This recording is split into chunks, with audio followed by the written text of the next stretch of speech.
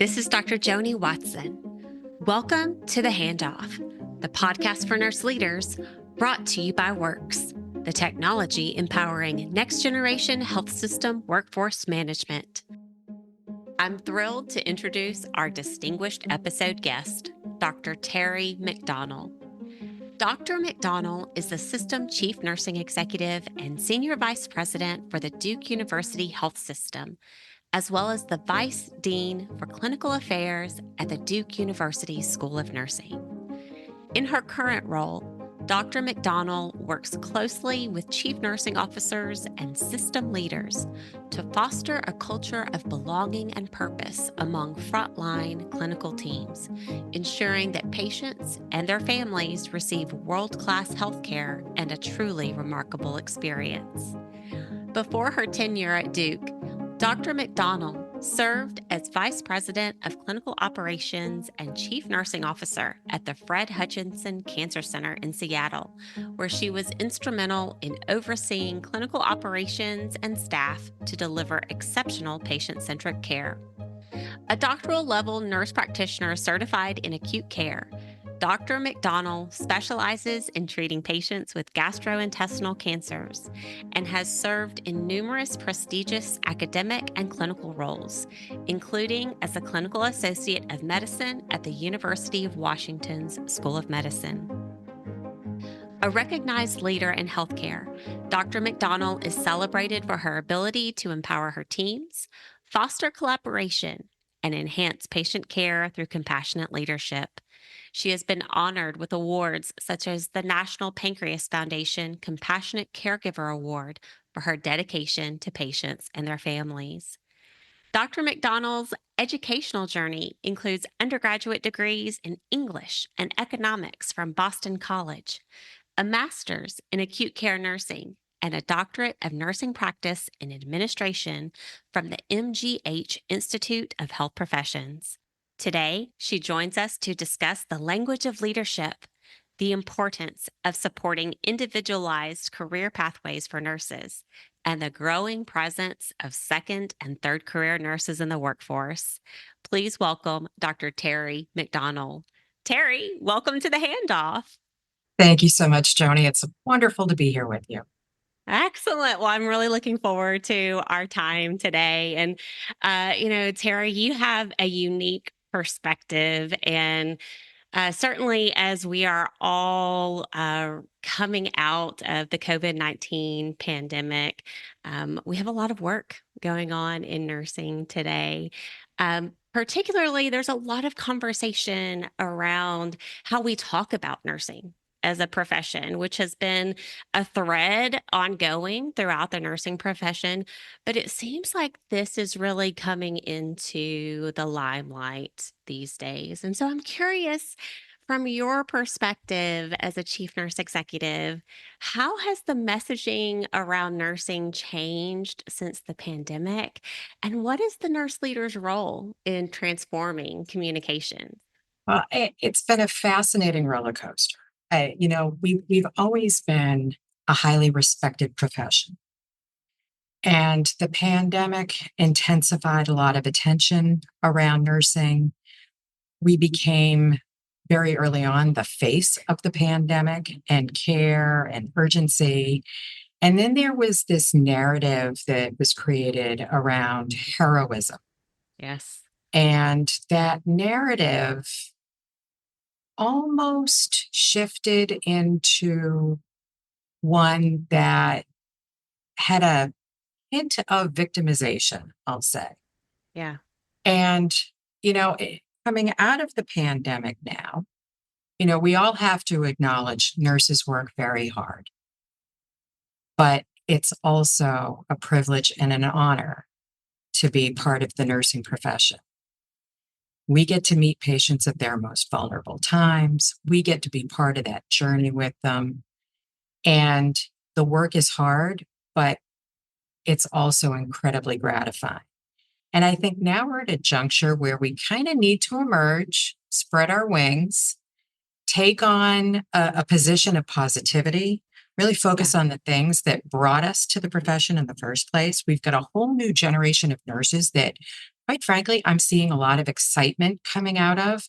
They're excited Yes. about the work. They're excited about being at the bedside, and they want to be valued for that. They want to be acknowledged for providing excellent clinical care.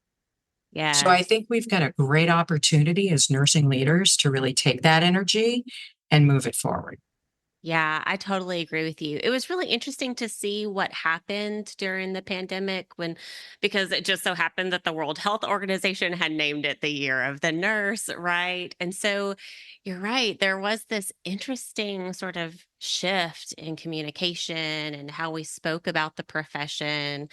But I think you make a good point. This is our profession, and we get the opportunity to really shape the way that we work and speak about our profession. We own it. We own it. Uh, so, Tara, you have quite the nursing history. Career background. I loved learning about your background and I wonder if you could maybe give our listeners just a little snippet of how you came into nursing first. Well, nursing is, well, by some counts, maybe my third career, but Love this. entered I entered the nursing journey about 25 years ago. A couple of fairly significant life experiences, an illness with my 8-year-old son, and then unfortunately another illness with my dad right after 9/11, and we lost him. My son, however, is alive and well, so if anybody's worried. Good, But good. it was really interesting, when you're at those points when you're on the other side of the bed and you get to experience really complicated acute health care. I mean, no parent ever wants to be told that their kid's the sickest one in the hospital at an academic medical center. But, these are the things that build who we become. And it was an ICU nurse, pediatric ICU nurse, who looked across the bed at me during his ICU stay and said, what do you do? Because you're very curious. You ask a lot of questions. And I was just being a mom. I was being an advocate and a Yeah. mom. But also I wanted to understand what was happening. And I at the time I was running a Montessori school. And she said, "Have you ever thought of nursing?" I really hadn't considered it at that point. A year and a half later, we ended up with my dad in the medical ICU, same hospital. And he had interstitial pneumonitis, similar situation. This time I'm the daughter, I'm the advocate, I'm trying to understand. And again, the questions come, what do you do?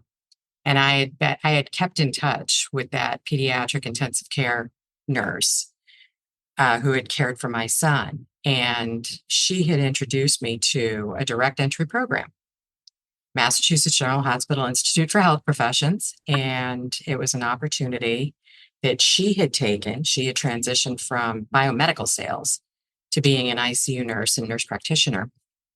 And I had started to look into it. And there was something in me that was clearly pulling me towards it. And my father passed away on October 27th of 2001.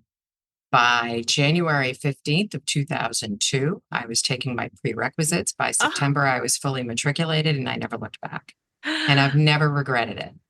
Nursing has Terry, go ahead. No, I'm sorry. No, I mean, nursing has opened incredible doors. And when I have the opportunity to speak to people who are considering the transition or who are in nursing school, I mean, I could not have imagined 25 years ago that I would be sitting here at Duke University, as part of the health system, having the honor of serving all of these nurses and patient care services staff and being able to really be part of what the future of healthcare looks like. Only nursing gives you those chances.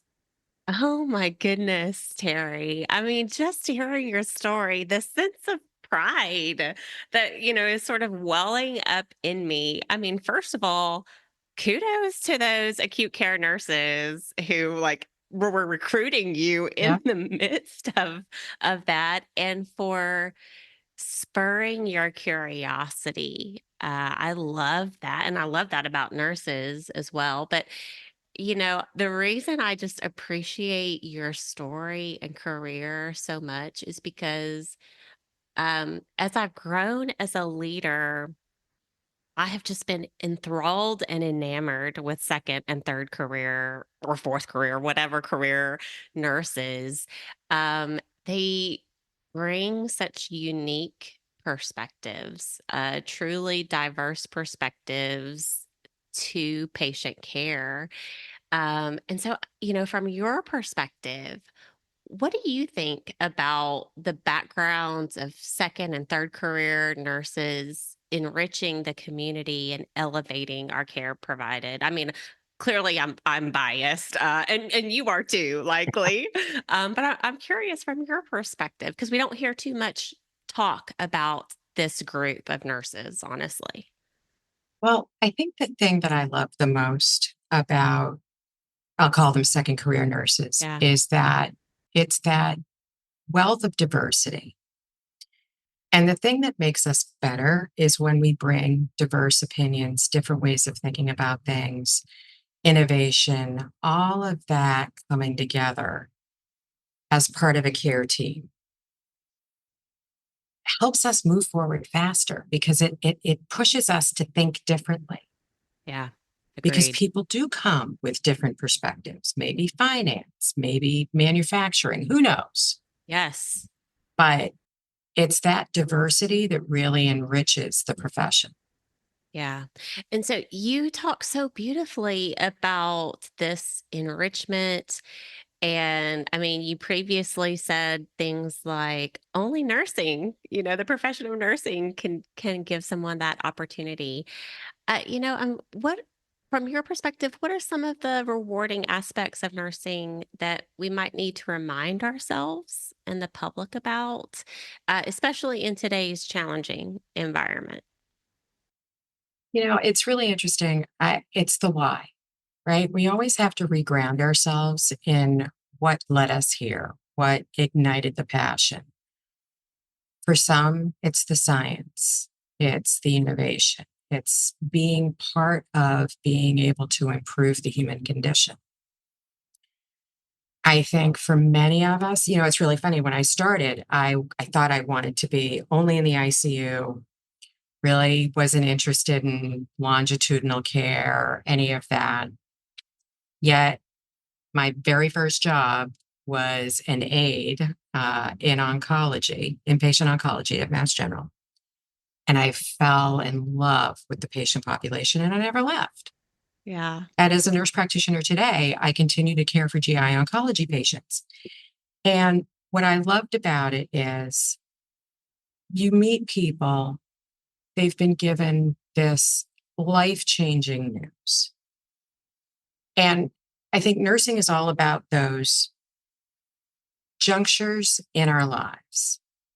And sometimes it's the highest of the high, the birth of a child, someone being cured of a disease, a great outcome from a surgery. But also sometimes it's the lowest of the low. Someone's been handed a terminal diagnosis, or they're in an ICU battling a disease that they're likely not going to be able to recover from. And where nurses really have a unique and I believe honored place in all of this is that we get to be part of it. And we get to help people through those transitions, no matter what they are. Yeah. I wholeheartedly agree, Terry. I forgot for a moment that your background was oncology. That's my clinical background too. And very similar to you, I wanted to do labor and delivery because I thought I wanted those very small interactions. But through some series of events, ended up in oncology early in my career. And I agree. It was a subspecialty or a specialty that just, I didn't realize that I would love it until I stepped into it. And It's interesting because as I've stepped into other areas of nursing through leaders growing me, stepping into cardiovascular care or orthopedics or trauma, I have found that I like those too. I love Mhm. those too because it's the people in Yep. those environments that are just absolutely incredible. So yeah, I wholeheartedly agree with you. And it's quote unquote easy to forget your why in the middle of all of the mess at times. And so regrounding in the why is key. I think that's gold, Terry. This podcast is sponsored by Works, healthcare's flexible staffing platform. Whether you're looking to optimize open shift recruitment, internally manage your contingent labor, or build your own gig workforce program, the Works platform will help you create a more flexible, resilient workforce. I'm going to shift over and start talking about Gen Z nurses Yeah. because for some reason, and I feel like this happens every time a new generation enters into nursing, is that, we always have these conversations about how the next generation is so different. And every generation is different, albeit we all, I think, want a lot of the same things. Um, and Gen Z has their own unique whys in the midst of, why they're doing nursing. And so with Gen Z nurses having distinct needs and expectations, just like every generation of nurses before them has had those unique needs and expectations, how is your organization redesigning career programs to support their professional and career growth and development? It, that is a great question. And we are building the plane as we're flying it. Yeah, It's so we are in the midst of some organizational transformation. yeah, And one of the things that we're focused on is redesign of the career ladder, ensuring that we've got equity and professional practice built in. I would say one of the things that's happened is there's been a shift a little bit away from professional practice towards more transactional culture. And we need to kind of swing back and find that happy medium. yeah, Uh, people expect to be paid fairly and equitably. And we can build that into a career ladder framework without creating a whole lot of extra administrative burden. And that's the work we're trying to do. And we're also trying to build out clearly distinct pathways for people to grow and develop. Informatics, education, regulatory, quality improvement, administration. And it was really interesting when we were talking to a whole group of nurses about this, getting feedback. They pointed out, well, what about those of us who really we want to be excellent clinicians? Like, oh yes, my God, you're absolutely right. Clinical excellence, which, shame on us. We should have had that baked in. But it's so very interesting because generations ahead have been very keenly focused on that advancement. What's my next step? Am I going to be an administrator? Am I going to be a nurse yeah, informaticist? Am I going to go and get an MBA? Well, what's my next step? yes. And this generation, they want to be valued for being excellent clinicians. And how awesome is that? Yes, absolutely, absolutely. I think that it's interesting that you say that, Terry, because I feel like that, I'll share my generation. I'm an older millennial nurse, and so I feel like, especially with the millennial generation, that was a big part of what's always my next step, what's my growth. And then we had this large concern of nurses totally leaving the bedside and chair side of direct care. And so I do have a sense that that is shifting as well. That because we're finally, I feel like, putting our money where our mouth is and our, feet, feet and step together to say, you are a nurse leader where you are in direct care. So I love that, Terry, that you're making sure that nurses who want to provide exceptional clinical care over the course of their career have continued growth and are valued where Yeah. they are. Sounds really easy. I'm sure there's a lot a lot to it. So, TBD, we will all be watching you Yeah. and definitely want to see and hear more as you work through that. So, recruitment and retention strategies, they too vary across Mhm. generations. And I love that that nurse recruited you straight across the bedside in the Sure midst did. of life. What are some of the key differences that you're seeing and experiencing, and how are you addressing them at Duke Health? Well, again, interesting times because we have this. We getting back to where we started, we were talking about the narrative coming out of the pandemic. Yeah. There is this intense narrative around shortage. Yes. And so, how do we respond to that? And when I think about recruitment, I'm recruiting everywhere. Yeah. But where we're really doubling down is actually getting kids in elementary school and high school interested and engaged in STEM. And, we are in a very fortunate, unique place at Duke because we are participating in this Bloomberg grant together with the Durham Public Schools and Durham Tech.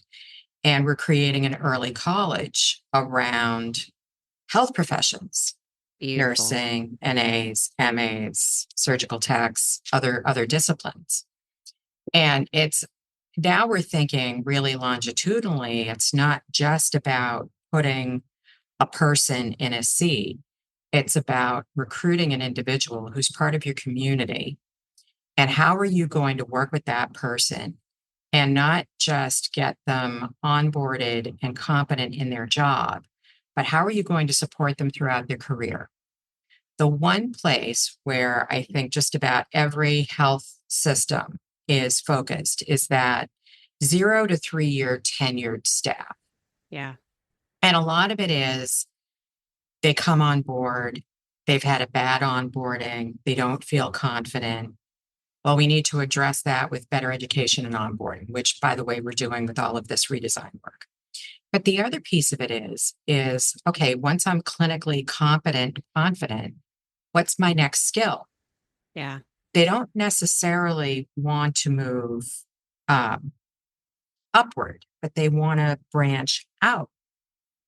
So then, how do we work with our workforce and develop them so that they don't have to go on Google or LinkedIn and be looking for jobs that are interesting outside the system? We want to meet with people, career counsel them, and work with them around opportunities to really broaden and deepen their skill set. So we launched an internal center for career and professional development so that staff have a place to go to talk to some senior staff who know the different roles and can help guide them. Yeah. Wow. That's incredible. I have long thought about career ladders, and um, I have shifted my thinking to thinking about, and you just spoke to it as my growth as a lattice, rather than thinking about I have to, and maybe this is generational for some of for me as well, right? Rather than I could have to continue to climb up, up, and up, and up, and up, and that's the only way to grow, that my growth can be lattice like. And that's thanks to other nurses in my profession, in my career, who have said, hey, there's more than one way to grow, lady. So I love that you're developing the systems and the processes to help nurses see that, as they're pulled to grow in those directions. That's really beautiful. Well, Terry, we have certainly talked about quite a few things already today. I love your perspective on second career nurses, on owning the way we talk about and shape our profession, and driving to support nurses across all generations. And so I'm always curious what curious leaders like yourself are reading or doing to sharpen your skills. And so, what are you reading, doing, learning about these days to spur your thinking or nourish your soul? Do you have any recommendations for us? I've been keenly focused in two areas, which are very different. Because of my background in GI oncology, I'm fascinated with all of the emerging research that's coming out around the microbiome and the importance of nutrition and food as medicine. So I love learning about that. The other piece is technology and AI. And I don't think any nurse leader it can avoid it. Yeah. We have to embrace it. We have to learn about it. There's one very interesting book that I read recently, The AI Revolution. I had to write it down. The AI Yes. Revolution in Medicine by Peter Lee. It's available by audio. It's a great overview because as I came into this role, we've got this incredible relationship with Microsoft, and we're working on the ambient voice Yes. recognition and all of that work. And it was just a great overview. So I'm trying to learn as much as I can in that technology space. Yes. This is what I'm talking about. I mean, to see how diverse your learning is as you're studying AI foundation principles, plus the microbiome of our bodies. I mean, again, this kind of leads me back to what we've talked about with second and third career nurses is that we all just kind of pull in the things that we're passionate about and we love to the benefit of patient care. So I love that, Terry. Thank you for those recommendations. So again, talked about a lot today. Terry, ultimately, what would you like to hand off to nurse leaders at all levels and in every setting today? Optimism. We have an incredible opportunity for all of the narratives that are swirling right now over the finances and staffing shortages. Wow, there's an incredible amount of good going on. There's shifting paradigms around moving patients from the acute setting more into the home setting. There are incredible opportunities for growth and development. Healthcare is a team sport, and nurses are right there in the thick of it, helping coordinate and interweave and really bring that team together around the patient. And there's incredible opportunity. We need to own that narrative and we need to be optimistic and hopeful for a bright future. It's going to look very different than it's looked historically. Care is changing, but we are here to help architect that. Ah, that is beautiful, Terry. Thank you. I'm going to have to replay this because I feel like I can do anything after talking to you, honestly. Well, Terry, I know that people are going to want to connect with you after listening to this podcast. So, where can people follow or connect with you to continue learning from you and find more of your work? Well, thank you for offering that up. I can always be reached on LinkedIn. So I'm at linkedin.com /in, and it's one word, Terry, Terry, McDonnell, McDonnell. I can also be reached here at Duke University Health System. Please feel free to email me. Again, it's terry.mcdonnell@duke.edu. And, I always love to take opportunities to speak to people like you and talk to the upcoming generation. So if I can be of help or service to anyone who's even considering a transition, please feel free to reach out to me. Excellent. Everyone, be sure to find Dr. Terry McDonnell on LinkedIn or via email. Terry, thank you for sharing your time, your energy, your expertise, your passion with us today so that we can architect a bright and optimistic future for nursing. Thank you so much for that. Thank you so much, Joni. It's been such a pleasure.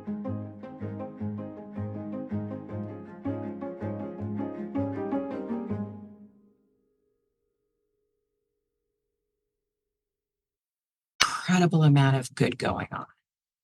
There's shifting paradigms around moving patients from the acute setting more into the home setting. There are incredible opportunities for growth and development. Healthcare is a team sport, and nurses are right there in the thick of it, helping coordinate and interweave and really bring that team together around the patient. And there's incredible opportunity. We need to own that narrative, and we need to be optimistic and hopeful for a bright future. It's going to look very different than it's looked historically. Care is changing, but we are here to help architect that.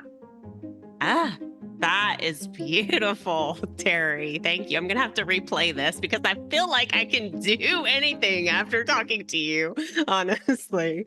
Well, Terry, I know that people are going to want to connect with you after listening to this podcast. So, where can people follow or connect with you to continue learning from you and find more of your work?